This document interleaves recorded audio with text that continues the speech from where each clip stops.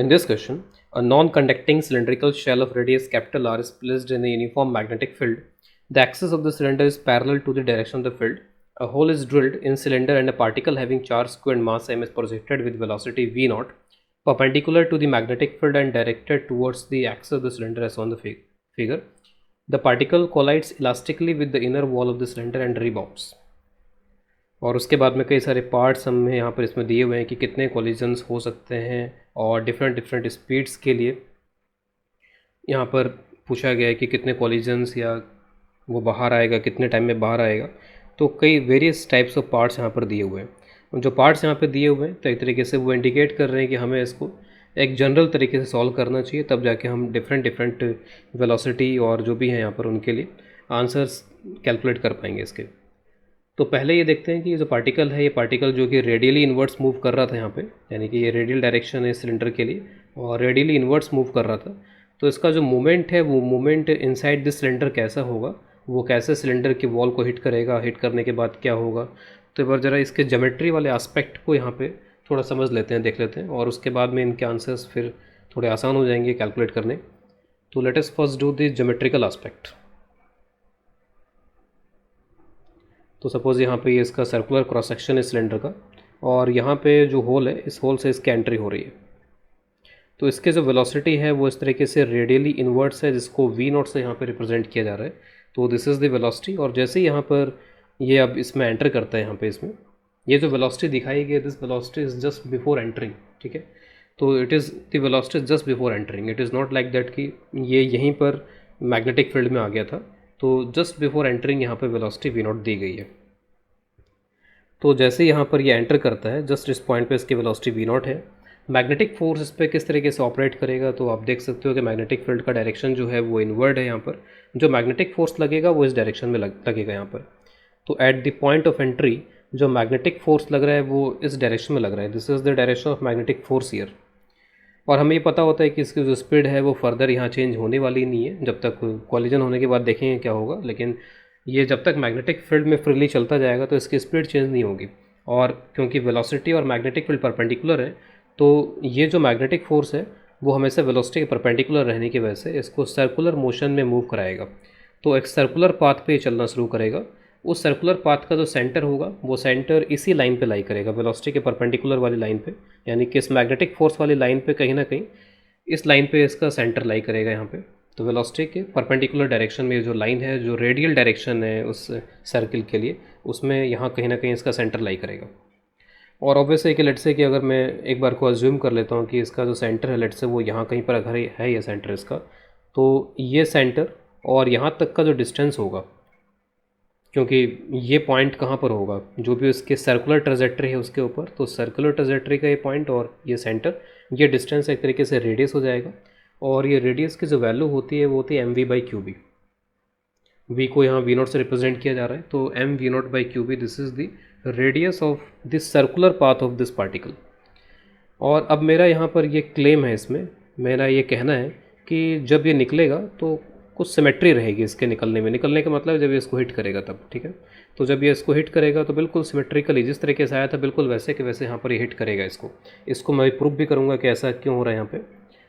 तो इसका मतलब है कि जब ये यहाँ से निकलेगा तो यहाँ से निकलते समय अब ये डिस्टेंस वापस से r हो गया, और ये रेडियली इस तरीके से आया था, और अभी भी जब यहाँ से ये जब स्ट्राइक करेगा तो इसकी जो वेलोसिटी होगी वो रेडियल टाइप की होगी, रेडियल डायरेक्शन में होगी v0।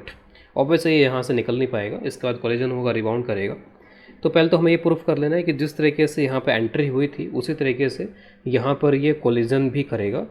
जैसा डायग्राम बिल्कुल ज्योमेट्री जो बन रही है यहाँ पे एग्जैक्टली इस पर्टिकुलर पॉइंट पे बिल्कुल वैसा के वैसा यहाँ होगा। अगर ये ऐसा नहीं है तो इसका मतलब फिर कोई ऐसा कह सकता है कि ये तो कहीं से भी निकल सकता है, कहीं से भी इसको जाके इसकी वॉल को हिट कर सकता है।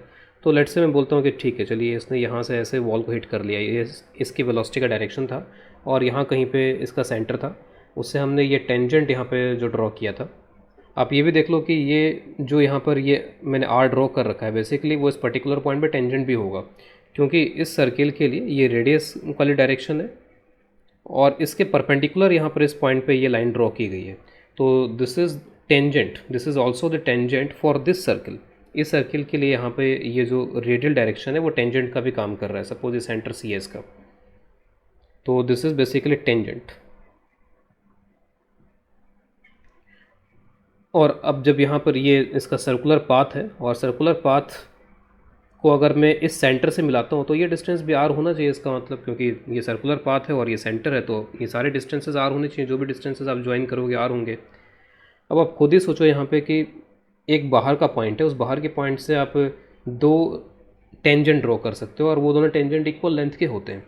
तो एक टेंजेंट तो ये खुद है ही यहाँ पे, जैसे हमने डिस्कस किया। अब ये तो यहाँ पे टेंजेंट नहीं लग रहा है, यहाँ पे this is not looking like a tangent. अगर ये टेंजेंट नहीं है तो फिर ये डिस्टेंस भी आर नहीं हो सकता इसका मतलब, क्योंकि टेंजेंट होगा तभी डिस्टेंस आर हो सकता है। तो इसका मतलब ये है कि जहाँ से भी ये पार्टिकल जो है इस वॉल को हिट करेगा वहाँ पे एक टेंजेंट ड्रॉ करेंगे तो उस पॉइंट की हमको लोकेशन मिल जाएगी। यानी कि ये कुछ इस तरीके से जाकर के इसको ऐसे हिट करेगा। इसका जो पाथ होगा वो path will be something like this. तो ये यहाँ पर ये जो आर है ये भी टेंजेंट है, और यहाँ पर ये जो आर है ये भी टेंजेंट है। तो दिस इज़ ऑल्सो टेंजेंट, और आर के परपेंडिकुलर वेलोसिटी होगी। ठीक है, दिस इज़ ऑब्वियस कि जो वेलोसिटी होगी वो वेलोसिटी हमेशा यहाँ पर इस रेडियल के परपेंडिकुलर डायरेक्शन में रहेगी वेलोसिटी। अब ये टेंजेंट है, टेंजेंट के परपेंडिकुलर वेलोसिटी है, तो उसका जो डायरेक्शन है, क्योंकि टेंजेंट पे अगर आप परपेंडिकुलर ड्रॉप करोगे तो वो इस सर्किल के रेडियस के साथ भी मैच कर जाएगा, रेडियल डायरेक्शन में भी हो जाएगा। तो अगेन ये जो वेलोसिटी वी नॉट है वो अगेन रेडियल डायरेक्शन में ही होगी। तो जब यहाँ पर इसको हिट करेगा तो भी रेडियल डायरेक्शन में हिट करेगा यहाँ पर, और इस तरीके से पूरी सिमेट्री यहाँ पर रहेगी। ये हमने प्रूफ कर दिया कि इस तरीके का नहीं हो सकता यहाँ पर, क्योंकि उस केस में डिस्टेंस आर नहीं हो सकता यहाँ पे, और ये डिस्टेंस आर होना ज़रूरी है। तो ये जो ज्योमेट्रिकल यहाँ पर कंस्ट्रेंट्स हैं वो कंस्ट्रेंट्स हमको बता रहे हैं कि इन दोनों लोकेशंस पे सिमेट्री रहेगी। यहाँ पे सिमेट्रिकल तरीके से यहाँ पर ये इसको हिट करेगा। यहाँ पे थोड़ी और ज्योमेट्री देख लेते हैं। सपोज़ अब ये जो आर्क बन रहा है सर्कुलर आर्क, ये इसका सेंटर है। सपोज पे 2 थीटा एंगल सबटेंड करता है, ये एंगल थीटा, इस एंगल को मैं थीटा यहाँ बोल देता हूँ। तो टोटल मिलाकर के ये जो सर्कुलर आर्क है वो अपने सेंटर पे 2 थीटा एंगल सबटेंड करता है, इक्वली थीटा थीटा। और यहाँ पर जो एंगल बन रहा है सपोज़ वो फाई है, उसको मैं फाई बोल देता हूँ यहाँ पे। यानी कि ये जो आर्क है वो इस सर्किल के सेंटर पे जो एंगल सबटेंड कर रहा है वो एंगल यहाँ पे 2 फाई। बहुत आसान है यहाँ पे इन चीज़ों को देखना है कि थीटा प्लस फाई जो है वो फाई प्लस थीटा जो है वो 90 डिग्री यानी कि पाई/2 हो जाएगा यहाँ पर इस डायग्राम में। और उसके साथ साथ आप इनमें यहाँ पर और रिलेशंस भी लिख सकते हो, जैसे ये जो रेडियस है वो रेडियस इस सिलेंडर की रेडियस है। तो यहाँ पर आप 10 फाई वगैरह जो भी हैं वो लिख सकते हैं, फाई का रिलेशन एक लिख सकते हैं यहाँ पर इसमें आप। तो 10 phi can be written as, तो ये परपेंडिकुलर है यहाँ पर, तो r/r हो जाएगा। अब सब्सिक्वेंटली देखते हैं कि क्या हो रहा है यहाँ पे, आगे क्या हो रहा है। तो आगे यहाँ पर क्योंकि जो कोलिजन है वो इलास्टिक है, और इलास्टिक कोलिजन में अगर मान लीजिए ये सरफेस है, नॉर्मल डायरेक्शन में जाकर के अगर ये हिट करता है यहाँ पर इसमें, तो अगेन ये वापस नॉर्मल डायरेक्शन में चला जाएगा उसी स्पीड के साथ में। अगर ऑब्लिक होता तो अलग बात होती है, ऑब्लिक में नॉर्मल के अलॉन्ग वेलोसिटी नहीं होती, बल्कि नॉर्मल से कुछ एंगल बनाते हुए वेलोसिटी होती है। तो ये एक तरीके से नॉर्मल टाइप का कोलिजन, नॉर्मल के डायरेक्शन में कोलिजन हो रहा है, तो एग्जैक्टली नॉर्मल के डायरेक्शन में ही v0 से ये वापस आएगा। तो after the collision it will rebound with same velocity v0, and more important thing is कि ये रेडियल डायरेक्शन में ही रिबाउंड कर रहा है इस तरीके से डायरेक्टली। अब आप अगर इस सिचुएशन, जो इस पॉइंट की सिचुएशन है, उसको अगर आप इसके साथ में मैच कराओ तो यहाँ पर भी इस पर्टिकुलर पॉइंट पे वेलोसिटी कितनी थी, v0 थी, रेडियल थी, और अंदर की तरफ थी, सेंटर की तरफ थी। और इसका क्या क्या हुआ इसके बाद में, तो इसने इस तरीके का एक सर्कुलर आर्क यहाँ से यहाँ तक का कंप्लीट किया इसने। एग्जैक्टली वही सिचुएशन यहाँ पर है।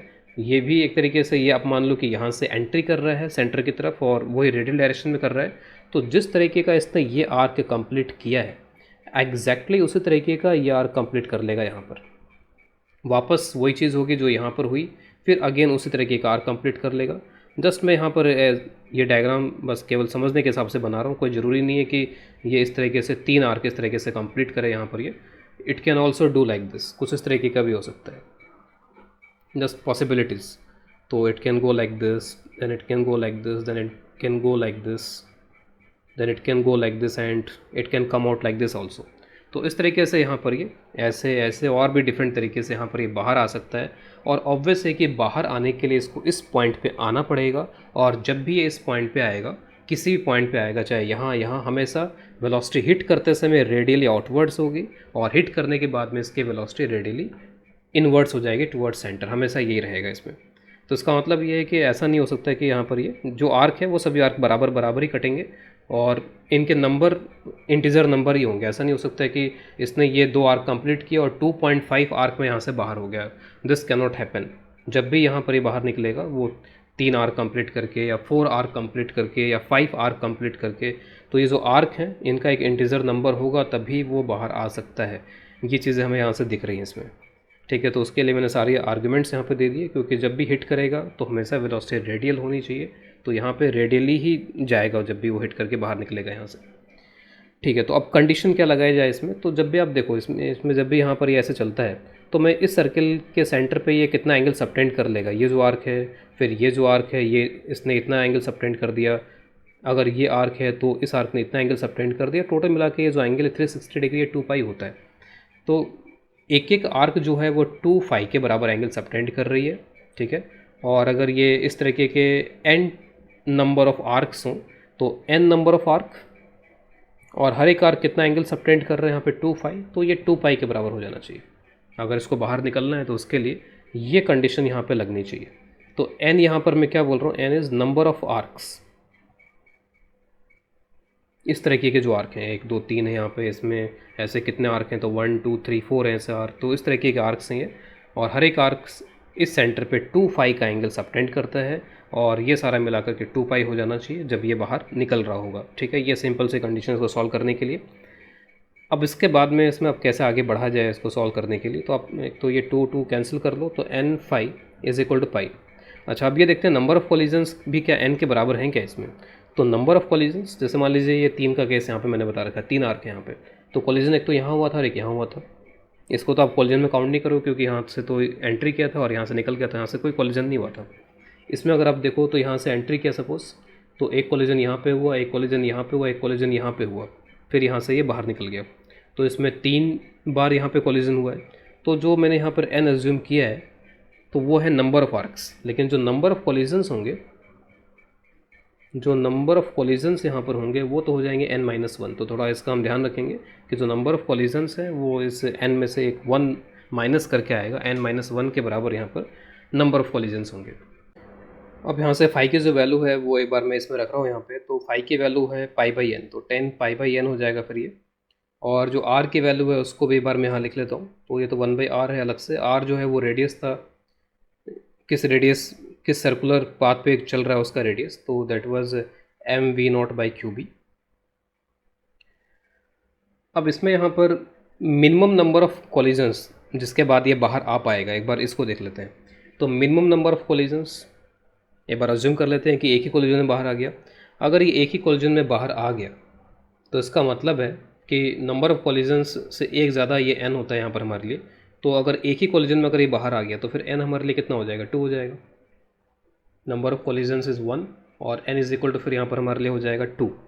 तो फिर उस केस में आपका जो फाई है यहाँ पे, वो फाई यहाँ पर हो जाएगा एक तरीके से π/2, ठीक है। फाई इज़ इक्वल टू हो जाएगा π/2, और फाई π/2 होने का मतलब यहाँ पर ये है, या फिर आप इसको सिंपली ऐसे भी समझ सकते हो कि बस यहाँ से एंट्री ली इसने, सीधा वहाँ जाके कॉलिजन हो गया, ठीक है। उसके बाद में जिस तरीके से कॉलिजन हुआ उस तरीके से वापस आ गया और ये निकल गया, तो ये होगा 1 कॉलिजन का केस। तो ऐसा तो पॉसिबल है ही नहीं यहाँ पे कि ये यहाँ जाए और बिना डिफ्लेक्ट हुए सीधा चले और वापस हो जाए, तो एक कॉलिजन तो नहीं हो सकते यहाँ पे। तो मिनिमम नंबर ऑफ़ कॉलिजन का आंसर 1 तो नहीं हो सकता। और उस केस में आप देख लो कि यहाँ पर ये जो सिचुएशन है, सिचुएशन भी अजीब हो जाएगी, 10 π/2 बन जाएगा। 10 π/2 इज़ इनफाइनाइट, तो ये जो नंबर है यहाँ पे वो नंबर ही डिफाइन नहीं हो पाएगा। 10 π/2 it is not defined, infinite. तो n is equal to 2, n is equal to का मतलब number of collision is equal to 1, तो ये चीज़ पॉसिबल नहीं है, ठीक है। अभी मैंने नंबर ऑफ़ कॉलिजन 1 का केस लिया है कि एक कॉलिजन पॉसिबल नहीं है, एक कॉलिजन से बाहर आना पॉसिबल नहीं है। क्या 2 कॉलिजन से बाहर आना पॉसिबल है? तो 2 कॉलिजन का केस मैंने एक जगह यहाँ बना रखा है एक तरीके से ये। तो 2 कॉलिजन अगर होते हैं तो एक यहाँ हुआ, एक यहाँ हुआ, उसके बाद में सीधे सीधे यहाँ पर ये बाहर हो गया। और 2 कॉलिजन के केस का मतलब है कि नंबर ऑफ़ आर्क्स कितने हो जाएंगे, 3। तो नंबर ऑफ़ आर्क्स अगर 3 हो जाएंगे तो n इज़ इक्वल टू 3 के लिए जो हमारा फाई है यहाँ पे, वो फाई कितना हो जाएगा, π/3। और फाई अगर π/3 हो जाता है, या n को 3 अगर मैं यहाँ पे रख देता हूँ, तो 10 π/3√3, और उससे आप वो वेलोसिटी भी निकाल सकते हो कि कितनी वेलोसिटी पे ऐसा होगा। तो अगर मैं n को 3 रख के यहाँ पे कैलकुलेट करता हूँ तो ये √3 हो जाता है। √3 is equal to mv0 divided by QBR। तो V0 is equal to √3 times QBR by m। तो अगर ये वेलोसिटी देते हैं तो इस वेलोसिटी के लिए it will come out after 2 collisions और 3 आर्क, 1 आर्क 2 आर्क 3 आर्क, लेकिन कॉलिजन एक यहाँ पे हुआ, एक कॉलिजन यहाँ पे हुआ। तो मिनिमम नंबर ऑफ जो कॉलिजन्स हमको चाहिए होंगे वो ऑब्वियसली यहाँ पे 2 हो जाएंगे। तो जो हमारा पहला ऑप्शन है यहाँ पे जिसमें पूछा गया था कि मिनिमम नंबर ऑफ कॉलिजन 2 होंगे, तो दिस इज़ करेक्ट, ये करेक्ट हो जाएगा यहाँ। इसके बाद में इस क्वेश्चन का जो नेक्स्ट पार्ट है कि मैक्सिमम स्पीड कितनी हो जिसके लिए बाहर आ पाए उस वेलोसिटी की वैल्यू। तो मैक्सिमम स्पीड आप यहाँ पर इसके साथ में रिलेट करो, n जितना कम होगा, ठीक है, n जितना कम होगा तो 10 उतना ज़्यादा होगा और उसके साथ साथ स्पीड भी उतनी ज़्यादा होगी। तो n और स्पीड जो है वो थोड़ा इन्वर्स टाइप का रिलेशन यहाँ पे लग रहा है। तो n को आप कम से कम रख दो और अभी हमने जस्ट यहाँ पे देखा है कि नंबर ऑफ़ आर्क यहाँ पे कितने होने चाहिए, 3 होने चाहिए। तो नंबर ऑफ़ आर्क यहाँ पे मिनिमम कितने हो सकते हैं, 3। तो n को आप 3 रख लो, तो n minimum will correspond to v max जिसके लिए बाहर आ पाएगा। तो n इज इक्वल 3 मैंने यहाँ पर रखा, तो 10π/3 √3 हो जाएगा यहाँ पर ये। और उससे आप ये वेलोसिटी की वैल्यू कैलकुलेट कर सकते हो कि कितनी वेलोसिटी चाहिए होगी n इज इक्वल टू 3 करवाने के लिए। तो V0 is √3 times QBR divided by m। तो जो हमारा बी ऑप्शन है कि the maximum speed V0 for which it can come out is V0 is equal to this. तो दिस इज़ ऑल्सो करेक्ट। इसके बाद में मैं यहाँ पे इसका लास्ट पार्ट पहले ले रहा हूँ। If the particle is projected with A velocity V0/3, तो जो भी हमने यहाँ पर ये कैलकुलेट किया है अगर उसका 1/3 कर दिया जाए, तो let's say it is V0 dash, तो इसका अगर मैंने 1/3 कर दिया तो 1/3 करने के बाद में ये वेलोसिटी हो जाती है QBR बाई m √3। तो यानी यहाँ पर आपको V0 के बजाय V0 डैश रखना पड़ेगा यहाँ पे इस वेलोसिटी को, और उससे आप एक बार n कैलकुलेट कर लो तो आपको पता चल जाएगा कितने कॉलिजन्स हो रहे हैं। तो 10π/n, V0 की जगह पे मैं यहाँ पर ये वैल्यू पुट करने वाला हूँ, तो ये बाकी जो हैं वो आ जाएंगे यहाँ पर m/QBR जो था पहले से, और V0 की जगह पे ये वाली वेलोसिटी चाहिए अब Q/R डिवाइडेड बाय m √3। तो यहाँ से आप देखोगे ये 1/√3 आ जाएगा, और 1/√3 आने का मतलब ये 10π/6 आ गया, यानी 1030 डिग्री आ गया। तो n आप कंपेयर कर लो, यहाँ पर n इज इक्वल टू 6। तो 6 तो यहाँ पर क्या होंगे, 6 तो यहाँ पर क्या होंगे, कितने आर्क उसने यहाँ पर किए, 1 आर्क 2 3 4 5 इस तरीके से। लेकिन जो नंबर ऑफ़ कॉलिजन्स है वो तो क्या होंगे, इसमें से 1 माइनस करना पड़ेगा। तो number of collisions is equal to n-1, यानी कि 6-1 इज इक्वल टू 5। तो आप देख सकते हो कि ये वाला आंसर भी यहाँ पे सही है। If the particle is projected with this much velocity then it will come out after 5 collisions. तो दिस इज ऑल्सो करेक्ट। अब बस एक ही ऑप्शन यहाँ बचता है, that is the minimum time in which it can come out, कम से कम समय में बाहर आ सके। तो कम से कम समय में बाहर आना, तो एक बार इसको देख लेते हैं, कम से कम समय में बाहर आना। तो इस तरीके का जो मोशन होता है, जो सर्कुलर मोशन यहाँ पर ये पार्टिकल मैग्नेटिक फील्ड में परफॉर्म करते हैं, उस सर्कुलर मोशन का जो टाइम पीरियड होता है अगर वो कंप्लीट कर लेता है तो टाइम पीरियड होता है 2πm/QB, that is independent of velocity. और अगर मैं एंगुलर वेलोसिटी का आंसर यहाँ से लिखूँ तो angular velocity is 2π/T QB/m। इसको आप angular velocity divide by time लिख सकते हो। This is angular displacement divide by time. तो जो टाइम होगा वो एंगुलर डिस्प्लेसमेंट कितना कवर किया है डिवाइडेड बाय ओमेगा हो जाएगा, वेयर ओमेगा इज QB/m।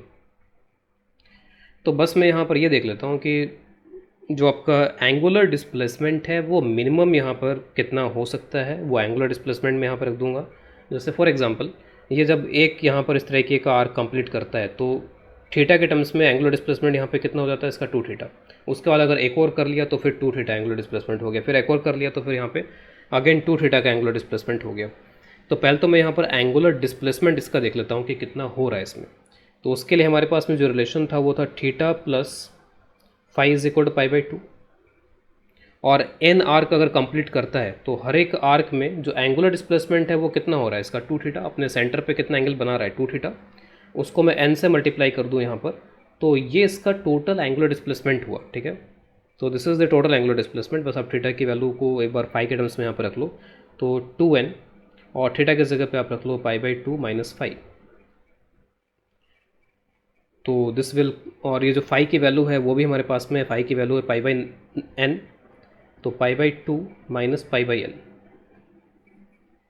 इनको मल्टीप्लाई वगैरह कर लेते हैं तो this will come out as n pi minus, तो ये n और n ये कैंसिल हो जाएंगे, n पाई माइनस 2 पाई, पाई अगर कॉमन ले ले तो n माइनस 2। तो ये जो एंगुलर डिस्प्लेसमेंट है, मैं अब इसको एंगुलर डिस्प्लेसमेंट का नाम देता हूँ, this is angular displacement, total angular displacement till it comes out. ये एंगुलर डिस्प्लेसमेंट n पर डिपेंड कर रहा है, n है यहाँ पर कितने आर्क वो कंप्लीट करता है, ठीक है। तो n नंबर ऑफ कोलिजन्स नहीं है, n यहाँ पर है नंबर ऑफ आर्क्स, कितने आर्क्स कंप्लीट करके वो बाहर निकल पा रहा है। तो जितने आर्क कम कंप्लीट करेगा उतना ही एंगुलर डिस्प्लेसमेंट भी कम होगा और उतना ही टाइम भी कम लगेगा, क्योंकि जो टाइम है वो डायरेक्टली उसका रिलेशन एंगुलर डिस्प्लेसमेंट के साथ में है, ठीक है। इस थीटा को आप इस थीटा से कंफ्यूज नहीं करना जो मैंने यहाँ पर लिख रखा है, this theta is here it's angular displacement.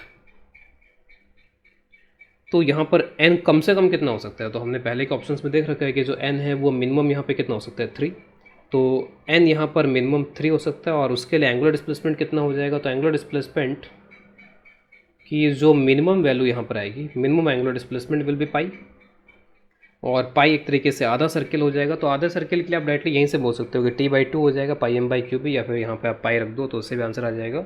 तो जो कम से कम समय इसको लगेगा यहाँ पर इससे बाहर निकलने में, that is pi m by Q.